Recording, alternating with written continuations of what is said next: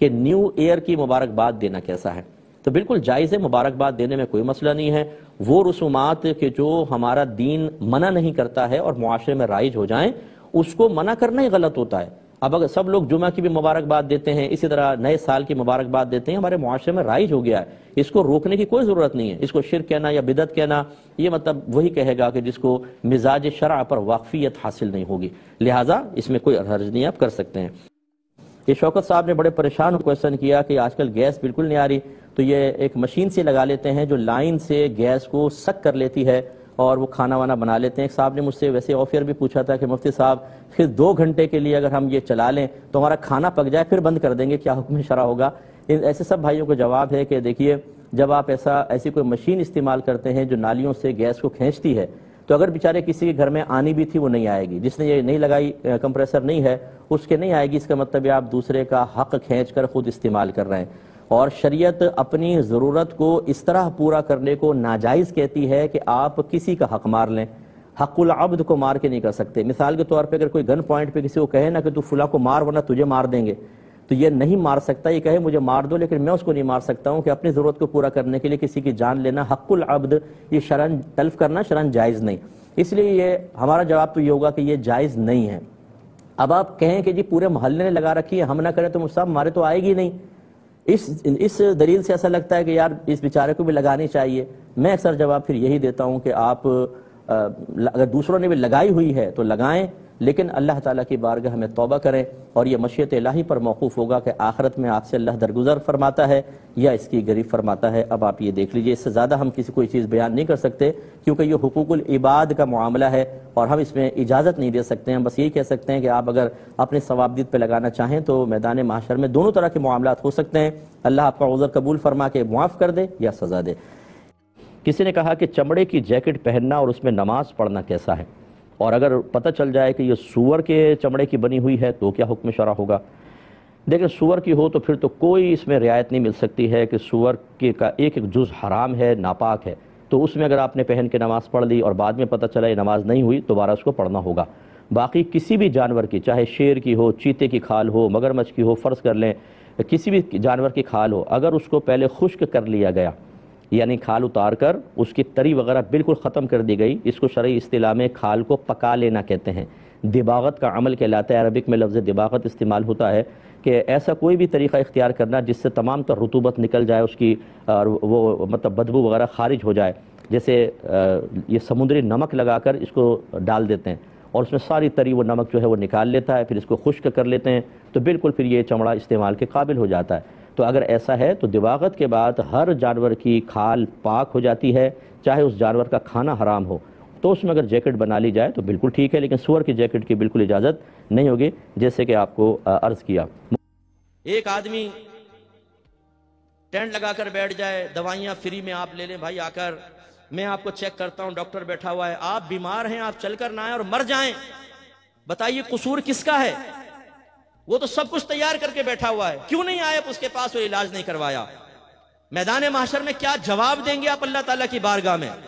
ये कहेंगे अल्लाह ताला वक्त ही नहीं था, बीवी के लिए वक्त था, बच्चों के लिए वक्त था, कारोबार के लिए था, पीएसएल के मैच देखने के लिए था, चरसी मवाली शराबी लड़कियों का पीछा करने वाले दोस्तों के पास 4-4 घंटे बैठने के लिए वक्त मौजूद था, ताशी गड्डियां संभालने के लिए वक्त मौजूद था, शर्तें लगाने के लिए वक्त मौजूद था, फेसबुक के लिए था, व्हाट्सएप के लिए था, यूट्यूब पे क्लिप्स देखने के लिए वक्त मौजूद था, वैसे ही लेटने के लिए वक्त मौजूद था, पिकनिक पॉइंट पे जाने के लिए वक्त मौजूद था, लेकिन दीन सीखने के लिए वक्त मौजूद नहीं था। उसकी वजह से ये गलती भी हुई, ये गलती भी हुई, ये गलती भी हुई। अगर आपने नात खानों की तसल्लियों से ये नतीजा खस कर लिया है कि जो मर्जी करते चले जाओ, हम रसूलुल्लाह के, जन्नत रसूलुल्लाह की, मैदान माशर में पहुंचेंगे, फरिश्ते कहेंगे कौन है भाई, सुन्नी है, जी जी सुन्नी हो, बस आ जा, जो कुछ किया कोई बात नहीं, तुमने चर्स पी, जिना किया, कुछ भी, सुन्नी है ना, सीधे जन्नत में चला जा, जन्नत तो तुम्हारा इंतजार कर रही है। अगर ये ख्वाब आपको दिखाए गए हैं तो खुदारा मुफ्ती मुनीब रवान साहब के इस कौल पर अमल कर ले। एक जगह बयान चल रहा था, प्रोग्राम था, मुफ्ती साहब भी थे, मैं बैठा हुआ था, नात खान वो पहुंचा रहा था लोगों को इधर से उधर 2 मिनट में, जो हमारे अक्सर नात खानों की आदत होती है, कोई बैठा हो तो भाई नाराज ना हो। वो पहुंचे हुए ऊपर, मुफ्ती साहब का बयान शुरू, आपने फरमाया कि भाई आप लोग पहुंचे हुए थे 7वें आसमान पर, तो बराए मेहरबानी मेरा बयान सुनने के लिए जरा जमीन पर तशरीफ लिया। तो हमारे सुन्नियों का ये मामला है, हमारे लड़के चर्स पिए, मवाली हों, नमाज पढ़े ना पढ़ें, पूरी रात नातिया महफिल में बैठे, फजर का वक्त आए तो घर में चले जाएं, जमात छोड़ दें, नमाज फर्ज तर्क कर दें, जमात वाजिब नमाज फर्ज, वो फिक्र नहीं है, पूरी रात नात खानी में बैठे। और यकीन क्या दिलाया जाए, तुम सरकार की मोहब्बत में आए हो। जो सरकार की मोहब्बत में आता है सरकार उसे प्यार से देखते हैं, और जिसे सरकार प्यार से देखें क्या वो जहन्नम में जाएगा?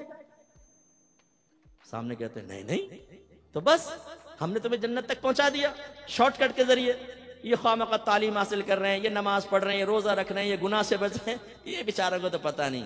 नात खान के पास एक अजीम शॉर्टकट, 1 मिनट में आपको सीधा जन्नत का रास्ता दिखाकर, फरिश्ते भी कहेंगे कहां गया वो? नात खान के दामन में वो छुपकर सीधा जन्नतुल फिरदौस के आला मकाम पर वहां बैठ के हूरों के साथ चाय पी रहा है 2 मिनट में। भाई इस ख्वाब की दुनिया से बाहर निकल आए। आप और मुझसे बड़े सहाबा किराम आशिक रसूल थे, उनकी कोई एक मिसाल ऐसी बताएं कि उन्होंने नबी करीम के फरमान सुनने के बाद एक कान से सुना, दूसरे कान से निकाला, और उन्होंने ये अर्ज किया हो माज़अल्लाह कि आपका बनाया हुआ मयार ठीक है, या आप अपने पास रखें, लेकिन हम ये कहते हैं कि आपकी मोहब्बत हमें जन्नत तक पहुंचाएगी, लिहाजा इन तकल्लुफात की जरूरत नहीं, हम वैसे जन्नत में पहुंच जाएंगे। है कोई साहबी ऐसा? नहीं। वो इश्क में कामिल व अकमल थे। तो किस वजह से थे कि उन्होंने नबी करीम की इताअत की। आज हमारे सुन्नी नारा लगाते हैं गुलामी रसूल में मौत भी कबूल है, जो होना इश्क मुस्तफा तो जिंदगी फजूल है। फिर एक दूसरे को देखते हैं कैसा लगा नारा, दूसरे कहते हैं वाह क्या नारा लगाया तुमने यार, ब्लड सर्कुलेशन तेज हो गई। अच्छा भाई कर ले तेज। अब ये नारा भी लगा कि गुलामी रसूल में दाढ़ी भी कबूल है, क्योंकि सरकार ने फरमाया दाढ़ियां बढ़ाओ, मुझे छोटी करो और यहूदियों की सूरत मत बनो। ये नारा लगा गुलामी रसूल में बाकायदा इल्म दीन सीखना भी कबूल है, कि आपके नबी ने फरमाया तलबुल इल्मी फरीदतुन अला कुल्ली मुस्लिम, इल्म का हासिल करना हर आकिल बालिग मुसलमान मर्द और औरत पर फर्ज है। अपने घर वालों को नेकी का हुक्म दें, बुराई से रोकें, क्योंकि अल्लाह ने फरमाया वअमुर अहलका बिस्सलाति वस्तबिर अलैहा ला नसअलुका रिज़्क़न नहनु नर्ज़ुकुक। अपने घर वालों को नमाज का हुक्म दे और खुद भी उस पर साबित कदम रहे। हम तुमसे रिज्क का सवाल नहीं करते, रिज्क तो हम तुम्हें अता फरमाएंगे। या अय्युहल्लज़ीना आमनू क़ू अनफुसकुम व अहलिकुम नारा वक़ूदुहा अन्नासु वल हिजारा। वो मैंने आयत पहले भी आपको सुना। तो करें अपने घर वालों की इस्लाह। बीवी पड़ी फजर में खर्राटे ले रही है, शर्म हया नहीं है कि बीवी को उठाओ। जवान बेटा पड़ा सो रहा है, ये नहीं कि लात मार के उठाए कमबख्त उठ। हाँ, अगर गवर्नमेंट ऑफ पाकिस्तान ये ऐलान कर दे जो फजर की नमाज बाजमात अदा करेगा उसको 5000 रुपए मिलेंगे, यही अब्बा होगा, यही थका हारा बेटा, यही जुल्फों की असीर बनाने वाली लैला। फिर इस मजनून को और इस अब्बा को देखें आप, लात मार के ना उठाए बेटे को, कमबख्त उठ 5000 का मामला है, 5 तेरे 5 मेरे 5 छोटे बेटे के 15000 रुपए रोज, एक नमाज के, फिर 5 नमाज, फिर महीने की कैलकुलेशन करके अब्बा क्या कह अपने तो वारे न्यारे हो गए।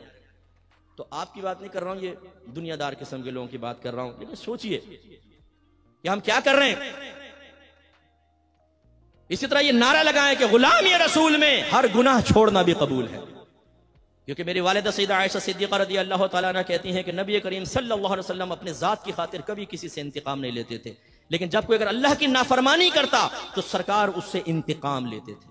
इंतकाम का मतलब उस पर सजा जारी करते थे, इजहार नाराजगी फरमाते थे। अगर आप ये समझते हैं कि नात खानी में बैठने के बाद मैं नमाज़े क़ज़ा करूं, मैं लड़कीबाजी करूं, मैं सेक्स चैट करूं, मैं पोर्न वेबसाइट के विजिट करूं, मैं गंदी हरकतों में मुलव्वस रहूं और सरकार मुझे मोहब्बत भरी निगाहों से देखे, तो ये आपकी खाम ख्याली है। नाफरमानी और मोहब्बत रसूल जमा हो सकती है, इसका इनकार नहीं है। शेख अब्दुल मुहद्दिस देहलवी रहमतुल्लाह अलैह फरमाते हैं कि नाफरमान अपने दिल में मोहब्बत रसूल रखे ये मुमकिन है, लेकिन फरमाया वो मोहब्बत रसूल में नाकिस है। इसलिए कि मोहब्बत रसूल का तकाजा ये है, महबूब का तकाजा ये है कि महबूब के कहे पर चले। लोग तो अपने महबूब के लिए उस्तादों को छोड़ देते हैं, लोग तो अपने महबूब के लिए एकेडमियों को छोड़ देते हैं, लोग तो अपने महबूब के लिए उस्तादों से बदतमीजी के लिए तैयार हो जाते हैं। ये मोहब्बत का तकाजा है, ऐसा होना चाहिए मोहब्बत, कामिल मोहब्बत, पक्की मोहब्बत। औरत की मोहब्बत में इंसान सब कुछ कुर्बान कर दे, ये है कामिल मोहब्बत। बस मैं कहता हूं कि इसकी मिसल नहीं कह रहा हूं, ऐसी मोहब्बत हमारी होनी चाहिए कि नबी करीम की मोहब्बत में बाप नाराज हो, मां नाराज हो, दोस्त नाराज हो जाए, कोई भी नाराज हो, जब मेरे नबी ने फरमा दिया तो मैं नबी का कहना मानूंगा, सबकी नाराजगी मोल लूंगा। यह है मोहब्बत। यहां तो नफ्स शैतान ही इतना गालिब है, अल्लाह नाराज हो, रसूल नाराज हो, नफ्स शैतान नाराज ना हो, यह रविश सही नहीं है। तो इसलिए मैं आप सबसे गुजारिश करता हूं, आइए अल हक स्कॉलर्स एकेडमी आपको दावत देती है, यहां पर आकर कुरान सुने, दीन सीखें, अकायद की इस्लाह करें, तज़किया नफ्स करें, किताब और हिकमत सीखें, आप खुद भी सीखें, उम्र के किसी भी हिस्से में हो। मैं अपने बुजुर्गों से अर्ज करता हूं, आईने में अपने सफेद बालों को देखकर ये सोचना कि अब तो उम्र गुजर गई, छोड़ दो, नहीं। एक बुजुर्ग के पास एक बूढ़ा शख्स आया, कहने लगा मैं तौबा करना चाहता हूं। आपने फरमाया कि बहुत देर से आया। उसने कहा हुजूर बहुत जल्दी आ गया हूं क्योंकि मौत से पहले आया हूं। तो ये ना सोचिए कि हमने तो पूरी जिंदगी गुजार दी, अब क्या इल्म सीखे, नहीं। अगर आप इस तरह चले गए तो हो सकता है जवानी में की गई गलतियों का खमियाजा भुगतना पड़े। सफेद बालों का मतलब ये नहीं है कि अगर आपकी जबान से जवानी में कलीमा कुफ्र निकला था तो मुआफ कर दिया जाएगा। आप अगर नमाजें कजा करते रहे थे तो सिर्फ आपकी सफेद दाढ़ी को देखकर नमाजें कजा करने का गुनाह मुआफ कर दिया जाएगा। ये कहां से आपने नतीजा निकाला? आप भी सीखिए और अपने बच्चों को और खुसूसन बेटियों को यहां जरूर दाखिला करवाएं, इल्म दीन सीखें और पक्के सुन्नी बने, पक्के मुसलमान बने कि जो अपने मजहब को बयान करना जानता हो, मजहब का दिफा करना जानता हो दलाइल के साथ, फिर मुजाहिदीन पैदा होंगे।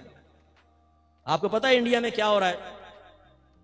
एक शख्स ने सुप्रीम कोर्ट में दरखास्त दायर की है कि कुरान पाक से 26 आयात को निकाला जाए, क्योंकि ये वो आयात हैं जो मदारिस में पढ़ाई जाती हैं जिससे बच्चे एक्सट्रीमिस्ट बनते हैं और नफरतें पैदा होती हैं। अभी इंडिया में उस पर बहस चल रही है बहुत ज्यादा। अब ये फितनों का दौर है। आप अगर ये समझें कि हम फितनों से महफूज रहेंगे, मैं कसम खा के कह सकता हूं कि आज नहीं तो कल ये जहालत और फितनों की आग आपको नहीं तो आपकी नस्लों को जला देगी। खुदारा होश में आए, इन चीजों की कदर करें। ये भी जवान है, देखें ये सब जवान है, इनकी दाढ़ियां देखें, बिल्कुल जवान लड़के। इन्होंने अपनी जवानी को फना किया है, दीन की खिदमत में लगे हुए हैं। इनके भी अरमान है, ये हर काम कर सकते हैं, लेकिन ये दीन से वाबस्ता होकर चाहते हैं कि लोगों की आखिरत को बेहतर बनाए। मेरे नौजवान बच्चों, आप जो खास तौर पर बैठे हैं, जो अपने नबी से मोहब्बत का दावा करते हैं, खुदारा सहाबा किराम के तर्ज पर अपनी नफसानी ख्वाहिशात को कुर्बान करके इन जवान बच्चों के साथ मिलिए और साबित कीजिए कि अल्लाह ने अगर नेमत अता फरमाई हैं और उससे मैं हिज़्ज़े नफ्स हासिल कर सकता हूं, लेकिन मैं अल्लाह और उसके रसूल की खातिर अपनी ख्वाहिशात को कुर्बान करके आखिरत के दर्जात को हासिल करूंगा। खुदा की कसम, आप कोई नुकसान का सौदा नहीं करेंगे, जिंदगी खत्म हो जाएगी। मैं तकरीबन 18वें साल में माहौल में आया, आज मेरी तकरीबन 52 ईयर्स ओल्ड हूं मैं, 52 साल मेरी उम्र है, तकरीबन 53 में मैं लग चुका हूं।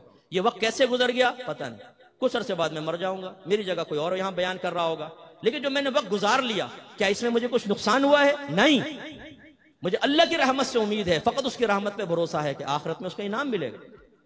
लेकिन अगर आप में कोई ऐसा बेअमल बैठा है जो 50 साल का है और उसने जिंदगी जाया कर दी, आपने क्या कमाया ये बताइए? जो आपने गुनाहों से मजे हासिल किए, जो पैसे के जरिए मजे हासिल किए, उसकी लज्जत कहां है? मुझे बताइए वो लज्जत कहां है? वो लज्जत लम्हे भर की थी, खत्म हो गई, लेकिन आपने अपनी आखिरत को दांव पे लगा दिया।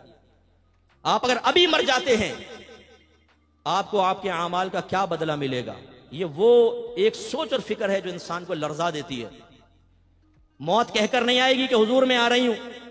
ये अल्लाह के मखसूस बंदे थे जिनको अल्लाह ताला ने ऐसा शरफ अता फरमाया कि मलकुल मौत ने इजाजत तलब की है। हमारी मौत तो अचानक आएगी। बहुत से ऐसे लोग हैं जो तौबा भी नहीं कर पाते अचानक। तो आप और मैं अपने अपने आमाल पर गौर करें कि अभी जो हम कर रहे हैं, जो सोचते हैं, जो देखते हैं, जो सुनते हैं, जो बोलते हैं, जो छूते हैं, जिसमें अपना सितर इस्तेमाल कर रहे हैं, जिन मजालिस में बैठ रहे हैं, जिस तरह पैसा कमा रहे हैं, जिस तरह खर्च कर रहे हैं, जिन लोगों की सोबतें इख्तियार की हुई हैं, जो गलत काम कर रहे हैं, अगर अचानक मौत आ जाए और तौबा का मौका ना मिले, क्या होगा कब्र में? इसलिए तशरीफ लाइए।